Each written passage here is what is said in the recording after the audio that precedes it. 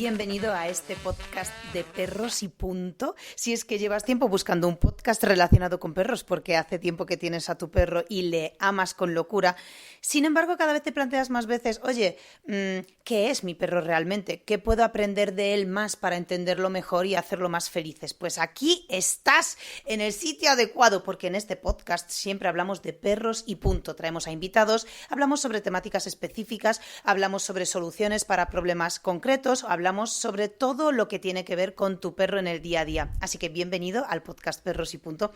Y hoy vamos a hablar sobre un tema muy interesante y de alto impacto en nuestra sociedad, sobre todo en la parte de la sociedad española que ama la naturaleza, a los animales y en concreto al lobo ibérico. Vamos a hablar un poco sobre la carrera relacionada con los lobos de el famoso Félix Rodríguez de la Fuente. Yo soy polaca y llevo viviendo en España unos años. Félix es muy anterior a mi llegada a España, obviamente, pero a lo largo de estos años he escuchado muchísimas cosas sobre él y es una figura de gran relevancia en el país porque nos ha facilitado la comprensión no solo de los lobos, sino en general de la naturaleza. Félix fue un naturalista, divulgador y fue etólogo y fue español, muy conocido por su programa, entre otros programas que ha grabado en el programa de televisión El hombre y la tierra. Fue una serie de muchísimos capítulos seguidos que estuvieron durante años en la televisión y que todo el mundo veía, sobre todo en esa época donde no existía Internet, ni existía YouTube, ni las redes sociales y todo el mundo estaba viendo la tele. Félix dedicó su vida exclusivamente al estudio de la naturaleza, no solo al estudio del lobo ibérico. Es más, Félix estudió y empezó, digamos, su carrera con los animales, adiestrando aves. Sí, él se dedicaba a la cetrería y preparaba a las aves para que cacen.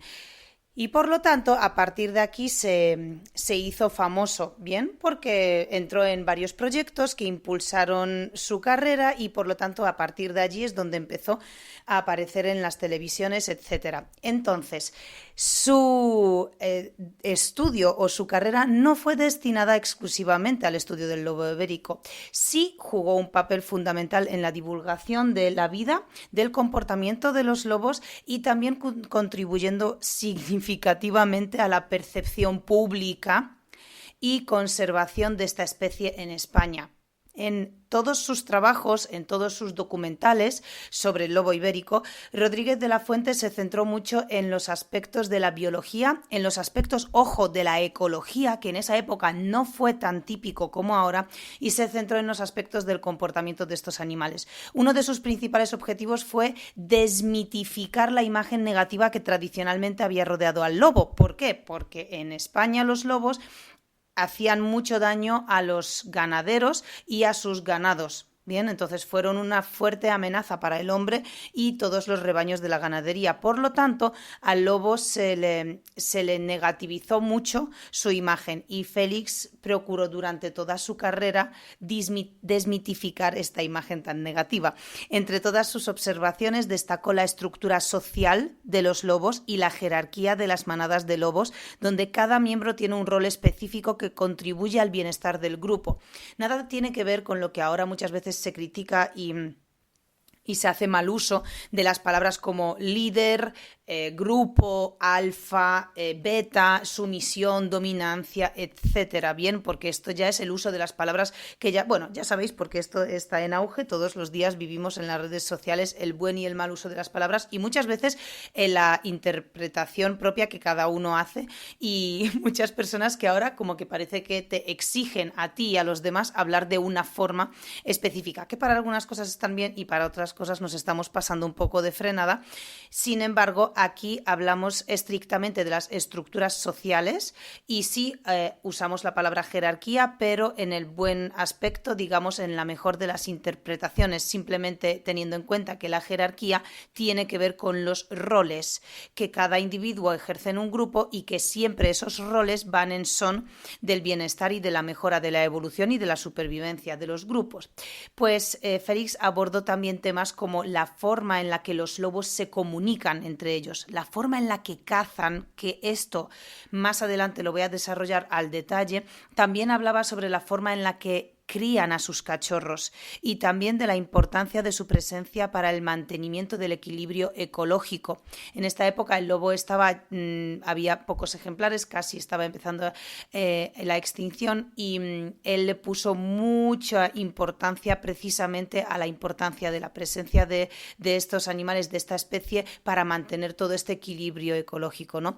Y algo parecido me suena que pasó en Estados Unidos con el parque que es un parque nacional, de hecho, enorme, con una cantidad de terreno enorme, y allí se realizó la reintroducción de los lobos, que comenzó en 1995, después de una ausencia durante unos 70 años que desaparecieron.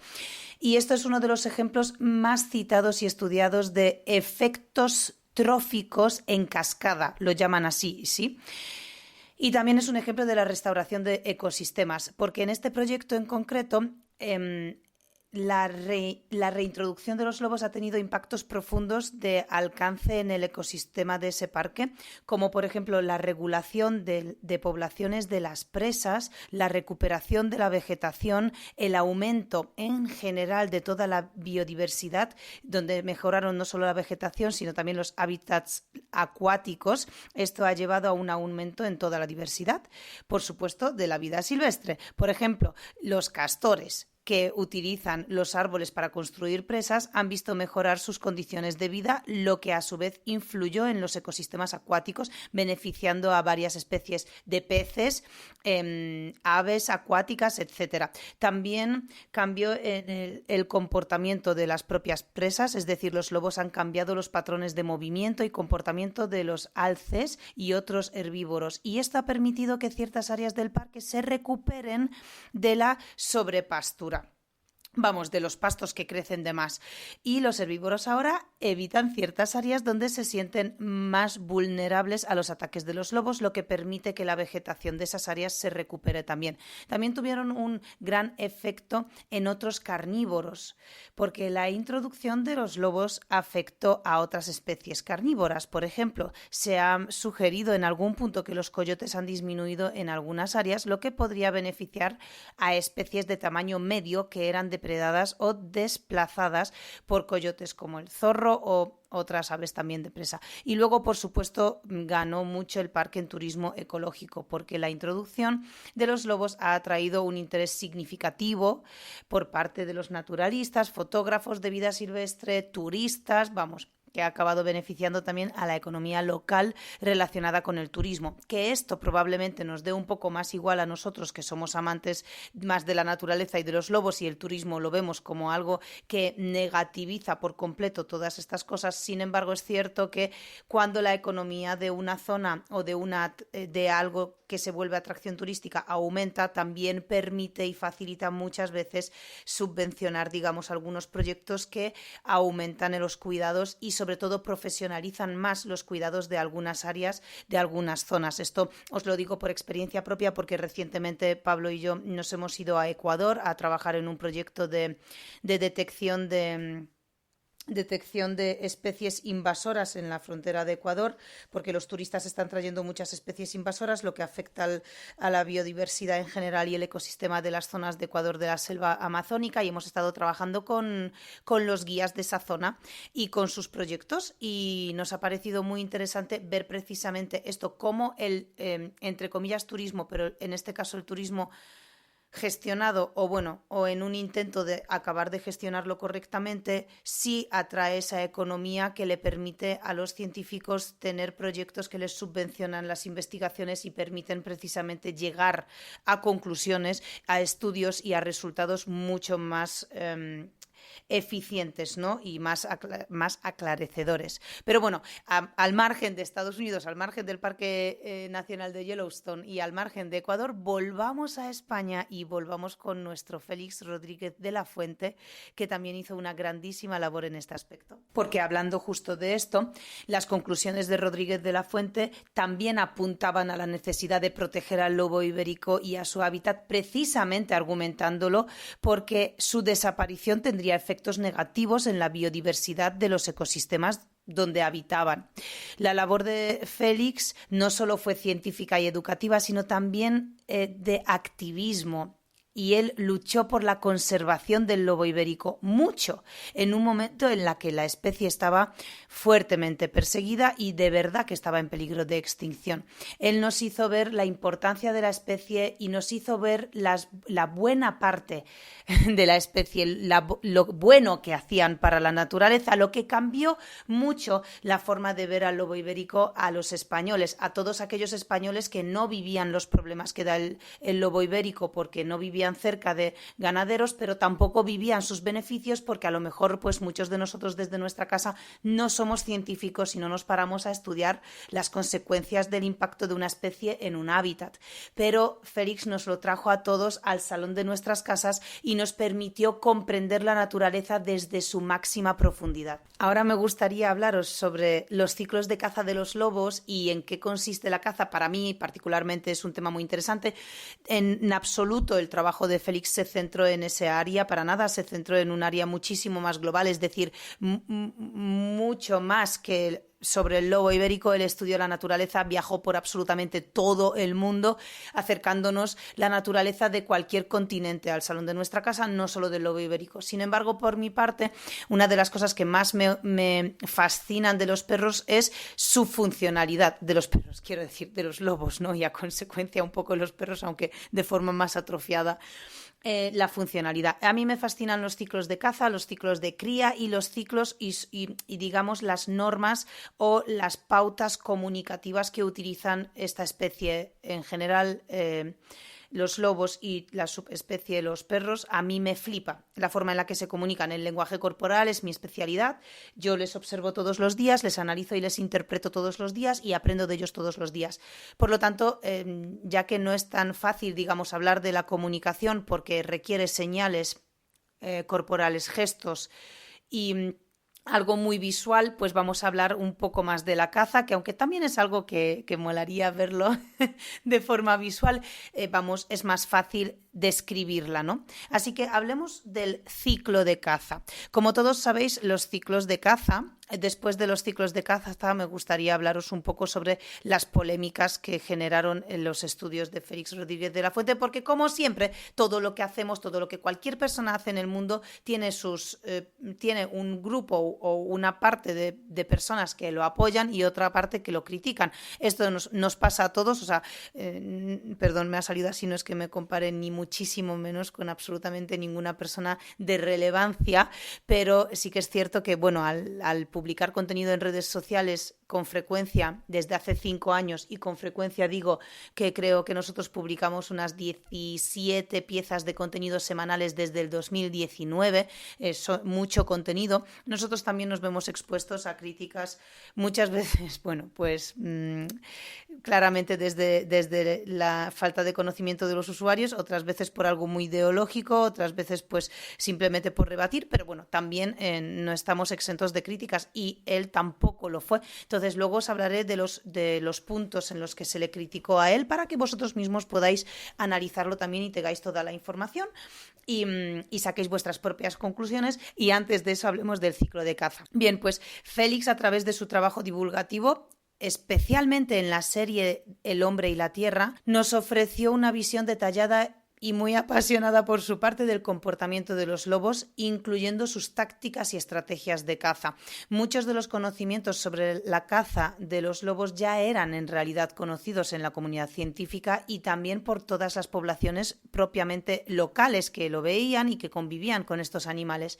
Sin embargo, Félix lo popularizó y presentó la caza de manera más lo capturó con la imaginación, digamos, y con el interés del público general. Félix era muy buen comunicador en todo esto y también, claro, él iba con el equipo a todas partes, grababa imágenes de alta calidad, pasaba tantísimo tiempo observando a los animales que acababa capturando escenas que cualquier persona no tiene la suerte de ver en toda su vida entera, por mucho que observe, y Félix no solo lo vio, lo capturó, lo grabó y también lo compartió con nosotros.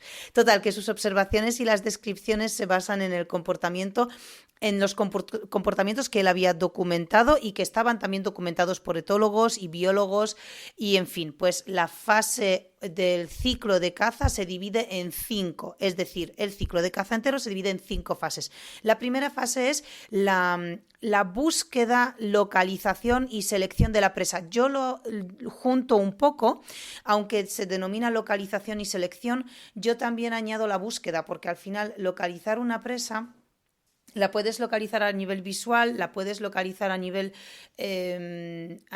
táctil, pero dado a que estamos hablando de lobos de esta especie y su característica más destacable y más brillante es la capacidad olfativa, pues en esa localización aparece el olfato como una herramienta que utilizan para conseguirlo. Por lo tanto, pues búsqueda y localización. Los lobos observan muy bien y también usan muy bien el olfato, por lo tanto, a través de estas dos formas localizan a sus presas. Seleccionan individuos que parecen más débiles, enfermos o jóvenes, porque simplemente son los más fáciles de capturar. Esto es muy sencillo, esto lo hemos visto 1000 veces en los documentales, pero bueno, pues me parece importante destacarlo por muy obvio que sea. Por lo tanto, esta es la primera fase. Después de esto entramos en la segunda fase, que es la fase de acecho. Una vez que ya han seleccionado a la presa, los lobos se acercan sigilosamente. Ojo, porque lobos, leones, guepardos, bien, esto es el ciclo de caza, de los depredadores en general. ¿Acaso se te ha pasado por la cabeza eso de uy, qué graciosa es esta chica y cuánto aprendo con ella? Me gustaría aprender mucho más. ¡Ja! Pues si quieres saber más para tener un perro más equilibrado, sí o sí debes ser perrunólogo. ¿Y eso qué es? Para ser un perrunólogo debes estar suscrito a Perrunología y así podrás tener acceso a todo lo que necesitas para tu perro de una forma muy sencilla, pues como si fuese un Netflix de los perros, pero en lugar de ser por televisión lo tienes disponible en tu teléfono a través de un canal privado y exclusivo en Telegram. En Perrunología comparto toda la información que necesitas para tener un perro mucho más equilibrado. 2 veces a la semana comparto contenido muy valioso en exclusiva para los perrunólogos, como podcasts privados que abordan temas específicos o problemas de comportamiento, además de vídeos sumamente útiles que, atención, tienen el poder de transformar tu vida. En esos vídeos analizo interacciones entre perros y humanos, desgloso el lenguaje corporal de ambos y señalo los errores comunes, enseñándote estrategias efectivas para manejar y sobre todo evitar situaciones que observas en esos vídeos. Está muy chulo. Todo el mundo que está en perrunología ya está viendo increíbles resultados con sus perros de forma muy sencilla, pero sobre todo de forma divertida. Cuando pones en práctica lo que aprendes, los perros enseguida mejoran los comportamientos y así mejora la convivencia con ellos y todos somos mucho más felices. Te invito a que entres con nosotros y te conviertas en un perrunólogo por menos de lo que cuesta una correa decente nueva. Entra ahora al precio actual porque te recuerdo que cada 2 meses sube el precio hasta llegar a 29,90. Pero si entras ahora se te mantendrá el precio actual. Además te puedes dar de baja cuando quieras, sin preguntas. Pincha en el enlace de la descripción para acceder y te espero dentro. Entonces, hablando de lobos, pues una vez que los lobos localizan a la presa, entran en la fase de acecho, se acercan muy despacio y muy sigilosamente. Esta fase puede ser muy breve o puede extenderse durante muchísimo tiempo dependiendo de la situación y de las necesidades de aproximarse para que no sean detectados en este caso. Luego entramos en la tercera fase, que es la persecución. Cuando están lo suficientemente cerca, los lobos comienzan la persecución. ¡Pac! Esta puede ser súper corta y explosiva o prolongarse dependiendo de la resistencia de la presa y del terreno muchas veces, porque no nos planteamos que no siempre cazan en llanuras, muchas veces cazan y de repente hay rocas, de repente caen, de repente hay una caída en vertical de una roca y bueno, pues no es tan fácil, ¿no? Entonces también depende de la habilidad de la presa y de la habilidad del depredador, ¿no? En este caso del lobo, la fase de persecución puede ser corta o larga. La cuarta fase es el ataque final. Una vez que el lobo persigue la presa y la alcanza, intenta derribarla. Suelen morder las patas traseras o los flancos para desequilibrar a la presa y finalmente dirigirse a las zonas vitales para acabar con su vida lo más rápido posible. O sea, en el mundo animal, en la naturaleza, eso de juguetear para matar no se lleva. bien, es que es claro. Entonces es una cosa rápida para no hacer sufrir al otro animal y acabar con su vida lo antes posible. Y aquí llega la quinta fase y última, que es el dar muerte o la matanza. Aquí ya cada uno lo llama como quiere.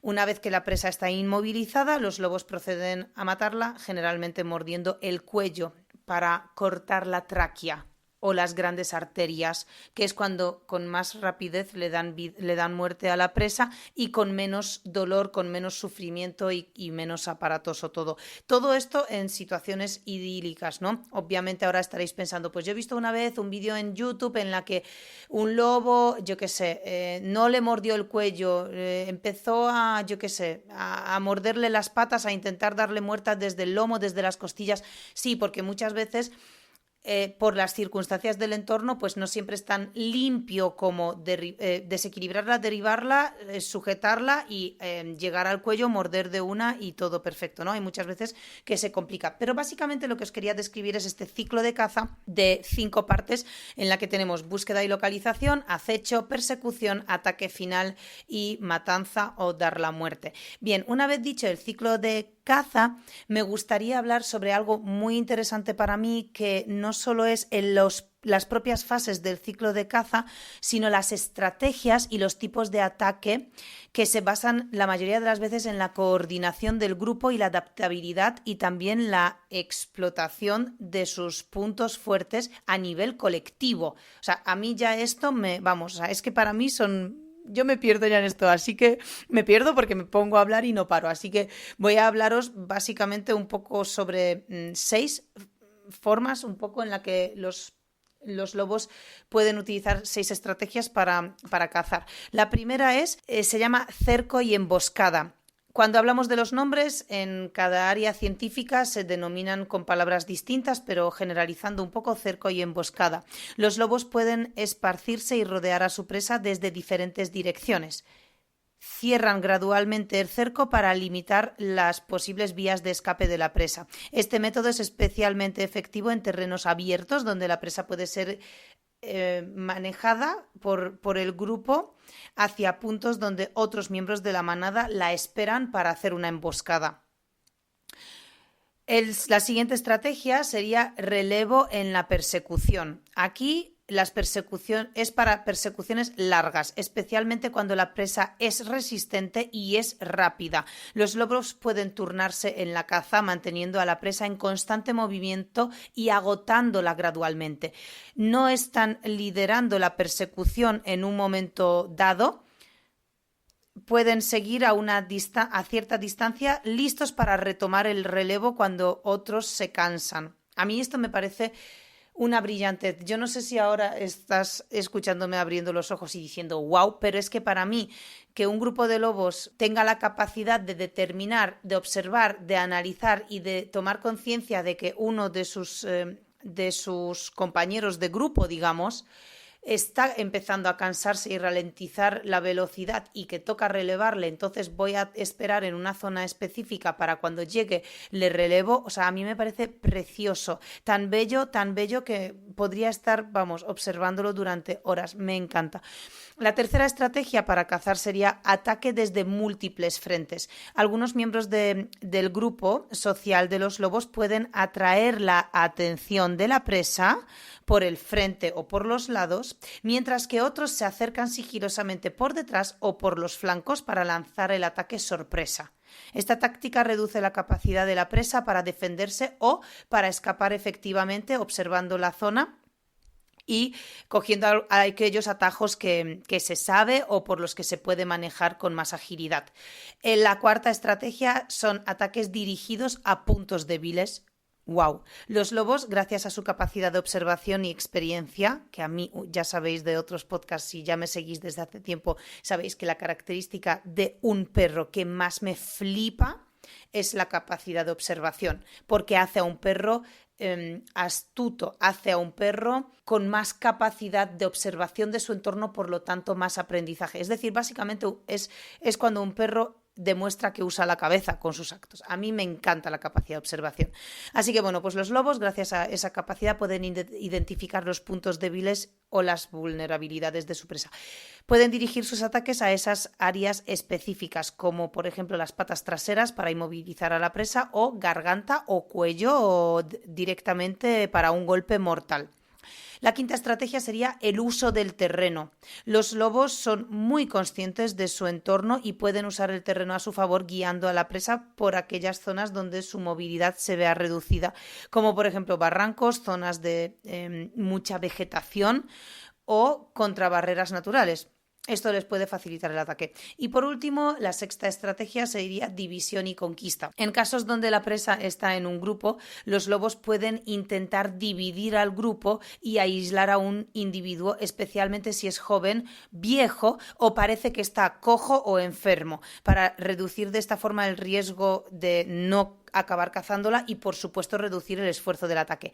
La sexta estrategia igualmente me parece increíble, o sea, es que es otra de mis favoritas, aunque es un poco la que, bueno, no entramos en penas, ¿vale? Porque, claro, si me pongo un poco a mirar a la presa, me entra pena porque digo, jo, es que pobre, pero seamos racionales y la naturaleza es así, la naturaleza es cruel y a los que nos gusta la naturaleza de verdad, asumimos, comprendemos que es cruel e intentamos intervenir pues lo justo, ¿no? Lo justo o nada, vaya. Entonces sí, es cruel, pero pensándolo desde la visión del lobo, esta sexta estrategia de dividir al grupo e intentar aislar a los individuos más débiles para ahorrar energía del grupo, me parece una brillantez. Dentro de estas estrategias hay una que me fascina y se me ha olvidado contarla, pero es probablemente mi favorita y se llama ataque triangular. Mi favorita después de la sexta, después de aislar al individuo más débil. Y ojo, cuando digo que mi favorita es la de división y conquista, que es la sexta estrategia, no lo digo porque me parece brillante que aíslen a la presa más débil, sino porque el motivo para hacerlo es ahorrar energía del grupo. Esa es la brillantez, ¿no? Pero bueno, pasamos a una de mis favoritas también, que se me ha olvidado decir, que es el ataque triangular o formación triangular, donde en manadas de lobos esto es una táctica descriptiva que se refiere a cómo los lobos pueden posicionarse y coordinar sus movimientos en una formación que recuerda un triángulo durante la caza, de ahí el nombre. Esta formación les permite cerrar eficazmente las rutas de escape de la presa y atacar desde diferentes ángulos, así aumentan las posibilidades, ¿no? Vamos a hablar sobre esta estrategia. Primero tenemos a un individuo que guía en ese punto. Habitualmente suele ser el más fuerte o el más experimentado, que guía el ataque dirigiéndose directamente hacia la presa. Este lobo no solo guía la dirección del ataque, sino que también actúa como distracción principal, concentrando la atención de la presa en él. Por otro lado, tenemos a los flanqueadores. Dos lobos restantes del triángulo se posicionan en los lados, formando la base del triángulo. Se mantienen a una distancia estratégica y listos para acercarse y atacar los flancos de la presa si intenta evadir al que guía al grupo de tres o si intenta cambiar de dirección. Por otro lado, tenemos el ataque coordinado. A medida que el individuo que guía en todo este ataque se acerca a la presa hacia una zona donde el ataque puede ser más efectivo, los flanqueadores se cierran en los lados. Esta maniobra reduce las opciones de escape de la presa y aumenta la precisión sobre ella, haciendo más difícil su defensa o huida. Y luego tenemos pues la finalización de este ataque, que es una vez que la presa está debilitada o rodeada, los lobos pueden proceder a un ataque conjunto para inmovilizar, a la vez que derivar, a la vez que morder y darle muerte a la presa, ¿no? El ataque triangular, al final, si os dais cuenta, todas estas estrategias son más o menos, pues todas van de comunicarse entre ellos, todas van de manipular el terreno a su favor y todas van de una finalidad que es acabar con comida, ¿no? Para el resto del grupo, solo que cada una de ellas tiene como microparticularidades que simplemente se han ido observando a lo largo de los años. Y ahora me gustaría hablaros sobre lo que habíamos comentado de las críticas hacia Félix Rodríguez de la Fuente que todos siempre tienen y bueno, pues muchas veces se le ha criticado o ha habido ciertas controversias o debates, como por ejemplo por su enfoque antropocéntrico. Algunos críticos señalan que aunque Rodríguez de la Fuente promovía la conservación de la naturaleza, su enfoque a veces podía ser antropocéntrico, es decir, centrado mucho en cómo la naturaleza beneficia al ser humano, más que en la conservación de la naturaleza por su propio valor intrínseco. Esto se puede flexibilizar de muchas formas. Evidentemente, siempre podemos emitir una crítica de estas características, porque en realidad aquí lo que tenemos que tener en cuenta para ponernos en la piel de Félix o de cualquier persona también es su historia, su educación, la época en la que ha vivido este personaje u otros, cuál era la cultura, ¿no?, en esa época también de la sociedad que le rodeaba, su familia, etcétera, etcétera. Pero no solo eso, sino que muchas de estas críticas se han formado en una época de la vida de Félix, igual que a nosotros nos pasa a lo largo de nuestra vida, que de repente defendemos algún tipo de ideales o no, o simplemente nuestra forma de expresar nuestra filosofía es de una forma que a lo largo de los años cambia, no solo nuestra filosofía, sino el propio mensaje que transmitimos para describir lo que pensamos o lo que sentimos, todo eso cambia. Por lo tanto, muchas de estas críticas están más bien enfocadas a alguna de las fases de vida de la carrera de Félix que quizá al total, ¿no?, de su carrera. Pero bueno, sí que se ha criticado ese enfoque suyo antropocéntrico. También se le ha criticado mucho el intervencionismo.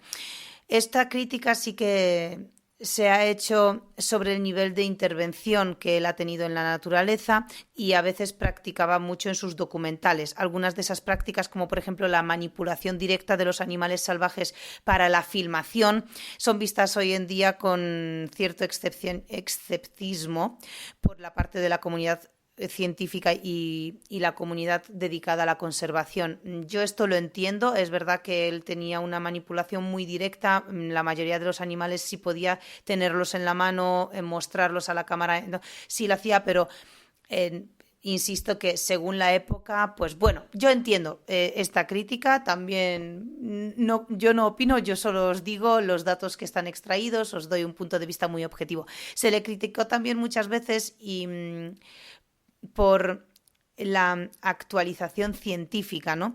El campo de la etología y la conservación ha avanzado significativamente desde los tiempos de Félix. Algunos de los conocimientos que divulgó podrían estar desactualizados o haber sido revisados por investigaciones más recientes. Esto plantea un poco la importancia de la contextualización de su trabajo en un marco de su época, que es de lo que estamos hablando todo el rato.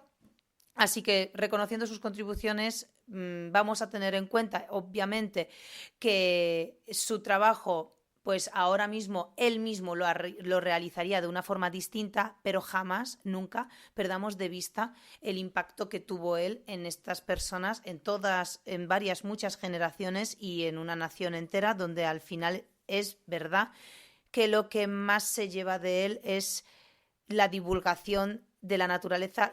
El defender la naturaleza. Fue uno de los primeros, llamémoslo ecologistas ahora, que realmente estaban a favor de respetar y conservar no solo las especies como los animales, sino sus hábitats, al final las zonas, los espacios, los terrenos en los que ellos vivían. No sé si sabéis que fue galardonado con muchos premios a lo largo de su carrera. Y esos premios reconocían su extraordinaria contribución a esta divulgación de lo que hablamos y entre otros pues obtuvo el premio Ondas. Esto lo obtuvo 2 veces, en el 1970 y en el 74, y recibió este premio español de la radio y televisión por su primer programa Fauna y por el segundo, que es El hombre y la tierra, que fue como uno de sus proyectos más emblemáticos. Luego también se llevó el premio Antena de Oro en el 71, este galardón otorgado por la Federación de Asociaciones de Radio y Televisión Española fue concedido por su destacada labor en la divulgación científica, así simplemente, para los medios de comunicación. También se llevó el Premio Nacional de la Televisión y el Premio TP de Oro en el 73, luego una medalla de oro al mérito en el trabajo, ojo con esto, precioso, Esta distinción fue otorgada por el gobierno español y reconoce a individuos que han realizado una contribución excepcional en su campo de trabajo, y él fue honrado por su dedicación y divulgación a la conservación de la naturaleza. Luego obtuvo otros premios como menos, digamos, significativo, pero también los obtuvo porque se reconocía su labor constantemente. ¿Qué más os puedo contar sobre él? ¿Qué más os gustaría saber sobre él?